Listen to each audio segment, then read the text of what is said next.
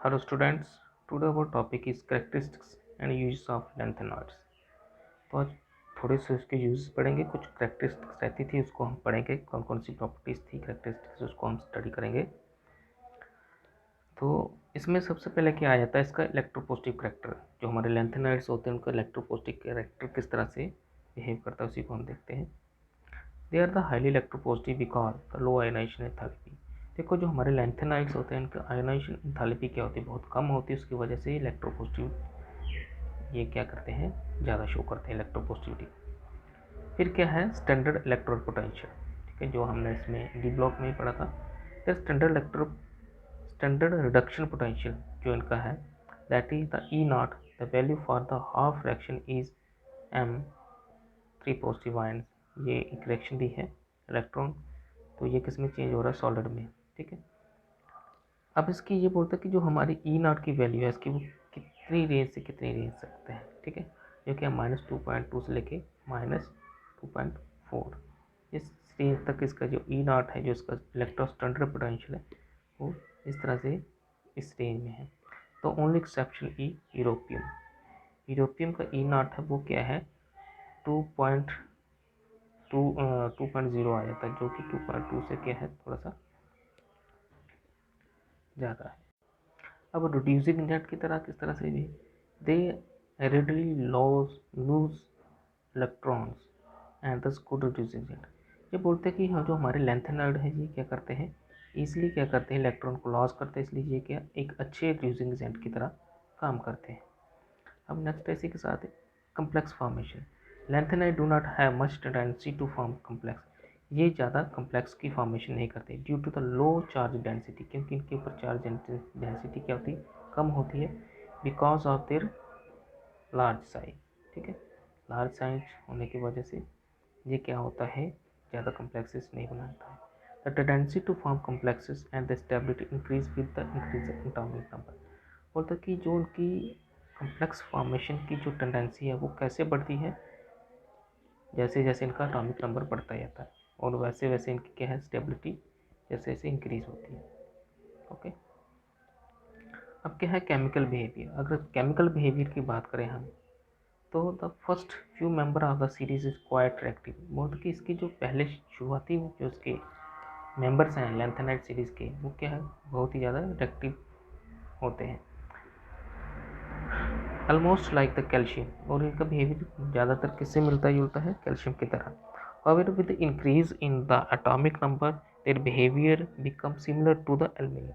जैसे जैसे इनका एटॉमिक नंबर बढ़ता है तो इनका बिहेवियर एल्यूमिनियम की तरह हो जाता है। अब कुछ देखो यहाँ पे क्या है, एल एन एक जनरल लैंथेनाइड के लिए एन एन शॉर्ट में लिख लिया है।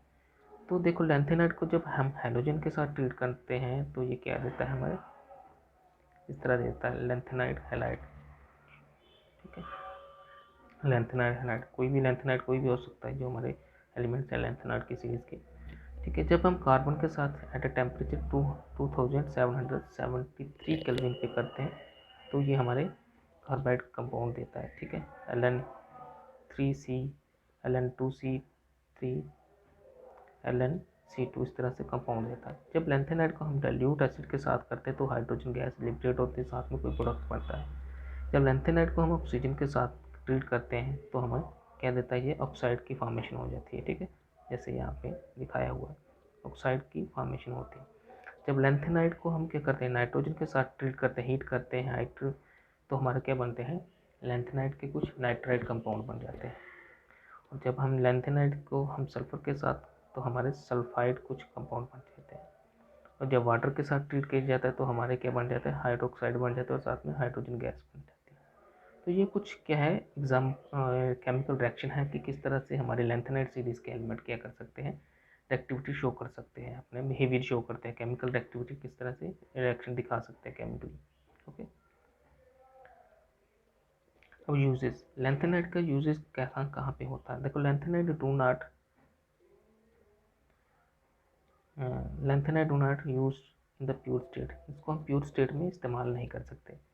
The most important uses of lanthanide is the production of steel alloy. Steel alloy में देखो ये याद रखना, एलॉय में इसका बहुत ही ज़्यादा क्या है योगदान है, बहुत ही ज़्यादा इसका इस्तेमाल होता है, ठीक है, to improve the strength and work workability of steel. देखो लैंथेनाइट के जो कंपाउंड हैं और एलिमेंट्स हैं वो क्या करते हैं, स्ट्रेंथ और उसकी वर्केबिलिटी बना देता है किसकी, स्टील की। ठीक है, इस तरह के अलॉय को हम क्या बोलते हैं, मिक्स मेटल बोलते हैं। ठीक है, अलॉय को मिक्स मेटल बोलते हैं।